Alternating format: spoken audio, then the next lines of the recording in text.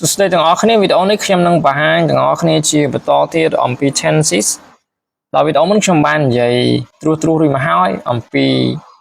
tenses នៅក្នុង aspect simple ដែលមាន simple present simple past simple future នៅក្នុង progressive គឺមាន present progressive past progressive future progressive ដែលខ្ញុំបង្ហាញត្រួសអំពីការប្រើប្រាស់ដែលផ្សារភ្ជាប់ជាមួយនឹង diagram ដើម្បីឲ្យទាំងអស់គ្នាយល់បានពីសញ្ញាទូទៅនៃការមួយហ្នឹងแล้วវីដេអូនេះខ្ញុំនឹងបង្ហាញជាបន្តទៀតអំពី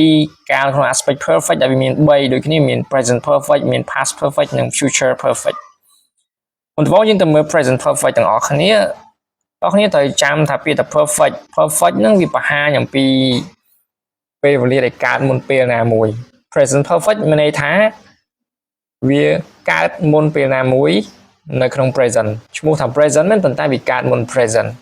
ពាក្យកន្លឹះនៅទីនេះគឺ perfect មានតែកើតមុនអញ្ចឹងយើងទៅមើលឧទាហរណ៍ Tom has already studied chapter 1 Tom បានរៀនជំពូក1រួចរាល់ហើយ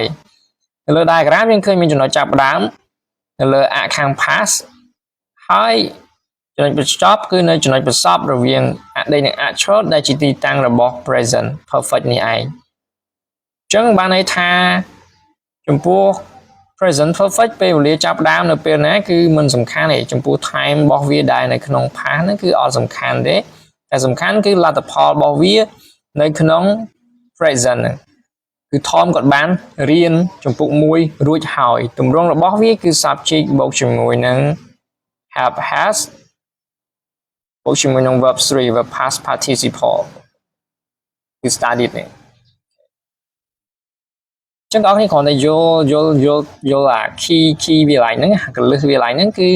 present perfect វាកើតមុនពេលណាមួយនៅ present ហើយពេលវាចាប់ផ្ដើមគឺអត់សំខាន់ទេសំខាន់លទ្ធផលគឺនៅក្នុង present សំខាន់គឺគាត់បានរៀនជំពូក1ចប់ហើយនៅក្នុងឧទាហរណ៍នេះឥឡូវយើងទៅមើល past perfect វិញម្ដងវាខុសគ្នាត្រង់តែ time ឯ aspect គឺ perfect ដូចគ្នាតែវាខុសត្រង់ time មិននិយាយពី present ឥឡូវយើងនិយាយពី past ម្ដងចំពោះ past គឺវាកើតរួចហើយវាចប់ហើយប៉ុន្តែ past perfect ហ្នឹងគឺវាកើតមុនពេលណាមួយនៅក្នុង past ហ្នឹងទៀតឧទាហរណ៍គេនិយាយថា Tom had already studied chapter 1 before he began studying chapter 2 Tom បានរៀនជំពូក1រួចហើយមុនពេលដែលគាត់ចាប់ផ្ដើមរៀនជំពូក2ទីតាំងចាប់ផ្ដើមពេលវេលាណាគឺមិនសំខាន់ប៉ុន្តែសំខាន់គឺលទ្ធផលនៅក្នុង past នេះពេលហ្នឹងគឺគាត់បានរៀនចប់ហើយរៀនចប់ជំពូក1ហើយទើបគាត់ចាប់ផ្ដើមជំពូក2ទៀតទម្រង់របស់វាគឺ subject បូកជាមួយនឹង had បូកជាមួយនឹង verb 3អញ្ចឹងនៅក្នុង past យើងនិយាយធៀបទៅលើ past នេះយើងមានកាល past simple អញ្ចឹង past simple គឺវាកើតក្រោយ past perfect វាកើតមុន past simpleចំពោះ future perfect ក៏វាមិនខុសគ្នាប្រហែលដែរប៉ុន្តែវាសំដៅទៅលើ time នៅក្នុង future គេនិយាយថា Tom will already have studied chapter 4 before he studies chapter 5 Tom នឹងបានរៀនជំពូក4រួចហើយមុនពេលដែលគាត់ចាប់ផ្ដើមរៀនជំពូក5ចំណុចចាប់ផ្ដើមគាត់រៀននៅពេលណាមិនសំខាន់ទេប៉ុន្តែសំខាន់គឺគាត់បានរៀនចប់ហើយបានរៀនចប់ជំពូក4ហើយគាត់បានរៀនចប់ហើយមុនពេលដែលគាត់ចាប់ផ្ដើមរៀនជំពូក5ហ្នឹងទម្រង់របស់វាគឺ subject បូកជាមួយនឹង will បូកជាមួយនឹង have បូកជាមួយនឹង verb 3អូខេនេះគឺជាកលឹះខ្លីៗដែលខ្ញុំបញ្យល់ឲ្យចង់ឲ្យបងប្អូនគ្នាយល់ពីសញ្ញាទូទៅលើការប្រើប្រាស់ការមួយនៅក្នុង aspect perfect ហ្នឹង perfect មានន័យថាវាកើតមុន present perfect មានន័យថាវាកើតមុនពេលណាមួយនៅក្នុង present ពេលវេលា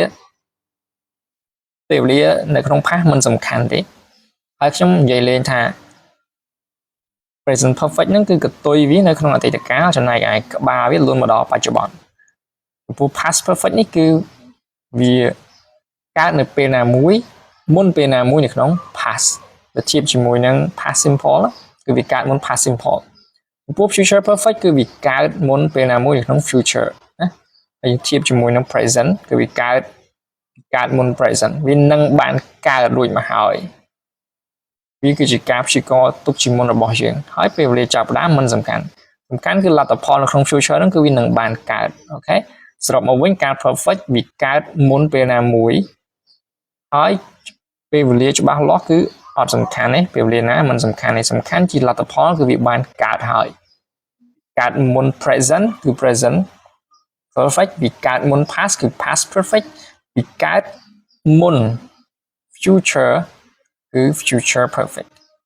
អូខេសង្ឃឹមថាវីដេអូនេះអាចជួយទាំងអស់គ្នាបានយល់បន្ថែមទៀតអំពីកាលនៅក្នុង perfect អូខេបើសិនបើមានសំណួរឬចម្ងល់អីអាចតម្លាក់សួរក្នុង comment បានឬក៏មានយោបល់អីបន្ថែមក៏អាចតម្លាក់ចូលក្នុង comment បានផងដែរ Thank you see you next video